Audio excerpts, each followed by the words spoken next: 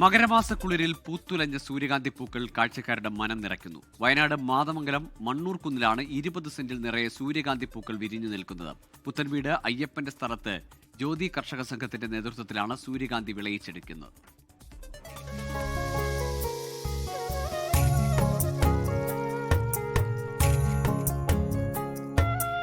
നായ്ക്കട്ടിയിൽ നിന്ന് മാതമംഗലം മണ്ണൂർക്കുന്ന് റൂട്ടിലൂടെ സഞ്ചരിക്കുമ്പോഴാണ് മനോഹരമായ ഈ സൂര്യകാന്തി പാടം കാണാനാവുക.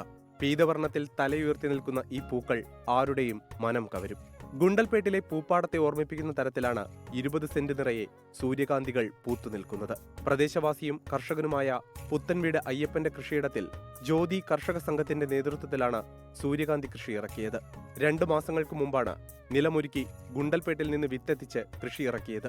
വിളവെടുക്കുന്ന സൂര്യകാന്തി വിത്തുകൾ ഗുണ്ടൽപേട്ടിലെത്തിച്ച് എണ്ണയെടുക്കാനാണ് ഇവരുടെ തീരുമാനം. ഇനി ഇത് വിജയിച്ചു കഴിഞ്ഞാൽ ഇനി രണ്ടാമതും ഇത് തന്നെ ഒന്ന് കൃഷി ചെയ്യണമെന്നുള്ള ആഗ്രഹമുണ്ട് ഞങ്ങൾക്ക്.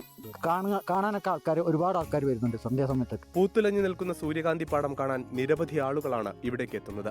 പൂക്കളുടെ ഭംഗി ആവോളം ആസ്വദിച്ചും മൊബൈലിൽ ദൃശ്യങ്ങൾ പകർത്തിയുമാണ് മടക്കം.